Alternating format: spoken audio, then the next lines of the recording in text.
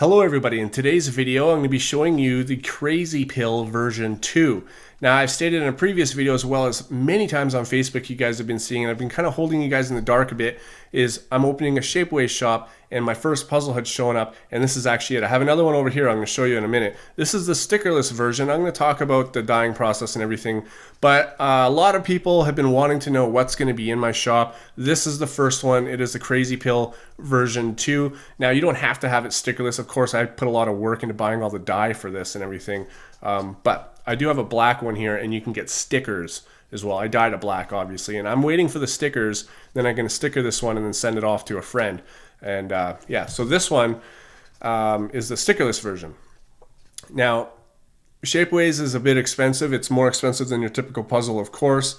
We all know that the mass-produced Calvin's 4x4x6, which is the same mechanism as the CrazyPill, you know, this is, I think, $38 out of hknowstore, whereas the Shapeways version, I think, is around $140 something. Correct me if I'm wrong, but I think it's $140 something. So Shapeways is a little bit more expensive, obviously, because it's 3D printed. But I'm not making a lot of money when I'm selling these out of my shop. I'm going to be selling them for $125 US. So I'm not making a whole lot of money. I'm making it cheap so you guys can get them if you would want one. And of course, I'll leave a link in the description to my Shapeways shop if you even just want to check it out and not even buy it. It's, you know, just to look at the shop or whatever. And so this is my first puzzle out of there. There's also a link in the description to where you can buy stickers for this. Of course, you know, if you had a black one. And regardless if you get a white one and keep it white, or you dye everything black and make it black, your sticker set will come with the stickers plus a black and a white one. So either way, you're covered. All right, so the color scheme I chose for this is different than the stickers that you would get if you bought it out of the Shapeways shop. Now the colors for this one is a yellow opposite purple, and then black opposite white, orange opposite red, and then blue opposite green. Now I'm sure you're looking at this and thinking, wow, what a terrible dye job. And I gotta be honest, I'm thinking the same. Let's take a look at this. I don't know why, but when I dyed these, you know, in eighths, the core is black, though. I dyed the core black with the other puzzle. But you can see the dye didn't take here, and I don't know why that is. I even kept these in for longer because I saw that it just wouldn't take. So I've got some some discoloring here. Here the red is a little bit lighter here, but the red actually turned out really well. White is obviously non-colored, so it's perfect. All right, this is the worst one, the purple side. Now the purple is really bright here, here, here, here, and here. And of course, these four are very dark. In fact, these are so dark, these pieces, that if you're not careful, you might mistake it for black.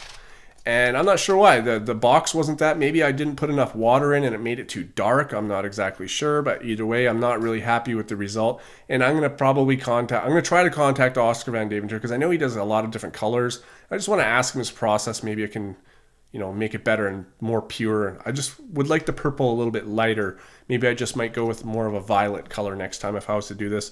And again, yeah, the green. The yellow turned out pretty good too, except for this it's a little bit white here, and I kept this one in longer as well. The blue is a little bit all over the place, but they're very, very close, so you don't really notice it. And the orange is a funny story. This is actually, I forget what yellow it is. It's a dark yellow, like a sunburst yellow or something like that. But this is supposed to be yellow. That was the original yellow, and then I had orange, and it turned out orange, so I had to go and get a brighter yellow for the yellow side. Anyways, if you were to buy the sticker set, you would get, instead of purple, you would get, you wouldn't have white and black. So you'd have to replace one of those, and you'd also have to replace the purple. So you'd get a dark blue and a light blue instead of a purple, and you'd get a light green instead of a black or a white, whatever. So you would have two greens and two blues, just like the original. And if you're new to my channel and you haven't seen the original, there's also a link in the description to that as well. My original CrazyPill version 1, which is handmade out of this. Now, I want to talk about the problems in the new design that I've got in this one. Now, you remember, for those who do remember, in the CrazyPill version 1, these pieces right here, these two center pieces and then these two center pieces could come out very easily. And the reason for that was because I shaved away that hook's under, the support. And I did it on both sides, and I shaved that away when I actually truncated the puzzle. Whereas I fixed it. I had a design I was going to extend out. I'll show you a picture right now. Here you can see that there's the 4x4x6 with the red line on the side view and then on the top view as well. And the red line, is to show how far it's extended out. And so yeah, anyways, so that's been extended out. And let's get to how it was extended. It was extended in 3D programming, obviously, and this is where I want to give the thanks to 3 people who helped me make this puzzle possible. The first one is Gregoire Fenig. I think that's how you pronounce your name. I'm not 100% sure, but I've shown some of his puzzles before. I basically asked him if he could take Tomsy's design, which is open source, so he's allowed to, and just extend it out and pill it. Like take his design, do the modifications that I would like to make it more stable. And he did that, and I think it turned out really well. And I'd also like to thank Tom Z, of course, for inventing the very first 4x4x6 in Shapeways. I know that Tony Fisher was the first one to do it, but this mechanism is Tom Z's, but it's open source. So I'd just like to thank him for making that and also making that open source. And then also Calvin Fan of Calvin's brand puzzles. He owns a patent, of course, for the 4x4x6 for this one, and he allowed me permission to use it and sell it. All right, so enough with everything. I'm sure you guys want to see the turning. All right, so the turning on this is very, very nice. It took a little bit to break in, of course, being a Shapeways puzzle. I've got a black one here as well that I'm just waiting for the stickers to show up. I'm going to sticker this, make a video about it, and then I'm going to send it off to a friend. This one actually turns even better, but I spent a lot of time breaking this one in. These layers here are just so good. Like, it's amazing how well this thing turns on both of them. And yeah, but I gotta say, breaking all the layers in was pretty easy. You just gotta make sure everything's aligned, and it goes very, very easy. The ones that were really hard were these top layers. Okay, this whole top layer here and this bottom layer, because you got really no corners to grip. But they turn now. I mean, I can move this with my fingers, as you can see. It's extremely easy to turn now. It's really enjoyable, actually, to turn this. It's better than I thought, to be honest. So it's a phenomenal design. And then, so on here, yeah, this one's not broken in quite as much yet, but of course, I'm going to scramble it up here in a few minutes for you, and then I'm going to spend some time solving it.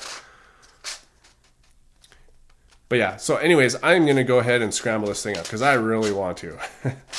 So let's go ahead, turn.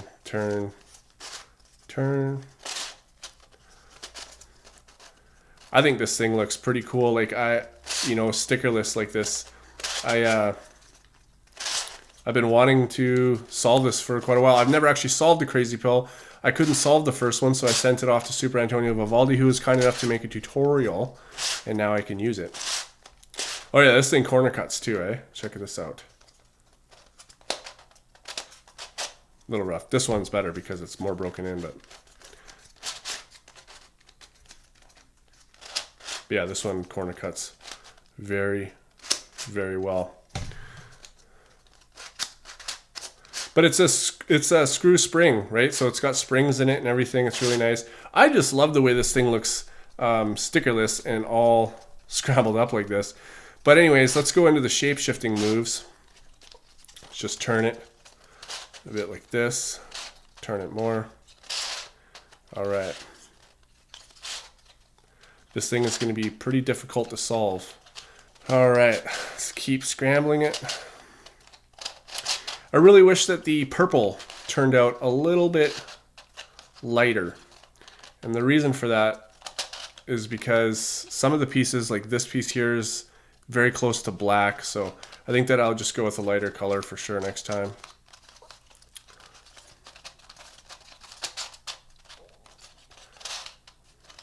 Wow, this thing is getting scrambled. All right, I'm calling that scrambled. So that is one scrambled CrazyPill. And then of course I'm not going to scramble this because it doesn't have stickers on it yet. But anyways, I'll talk about the price of this stuff. If you want to buy it out of my Shapeways shop, I know a lot of people have been waiting to see what it is. So they, some people want to buy it regardless of what it is, apparently. I don't know, but Shapeways stuff is a little bit expensive. So I'm going to charge $125 US for this. I'm really not making a lot of money. That's just for the puzzle. I mean, you'd have to buy your own die, and the stickers, of course, I'll leave a link for those. And also in my Shapeways shop, there'll be a link to the stickers, and you'll have to supply your hardware. All that information will be in the description at the Shapeways shop.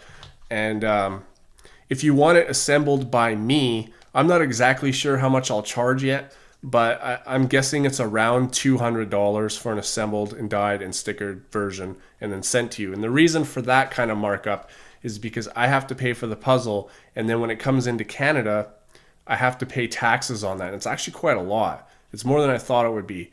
And so I have to pay taxes on that, plus the shipping for it to come here. Then I have to buy the stickers, the shipping for the stickers, and because they're custom, it's expensive. And then the die, the hardware, and then my time to do it all, and then to ship it out to you is another, $20 probably. So yeah, I'm guessing that if you would want one assembled, it's probably going to cost you around $200 or $125 out of the Shapeways shop, and you can do it all yourself. Anyways, guys, I'll make another video when the stickers come in and I sticker this one up. Sorry if this video seemed a little bit scatterbrained. I've been up since really early. I had some testing today for a job opportunity, which I failed, but I can do it again anyway, so I didn't know what I was getting myself into, I think. And now I have to go to work from 10 p.m. till 3 a.m. Wow, I'm just really tired. Anyways, guys, that's the video. Those are the puzzles. I hope I have a little bit more energy when I do this one. Thanks for watching. I'll see you on my next video.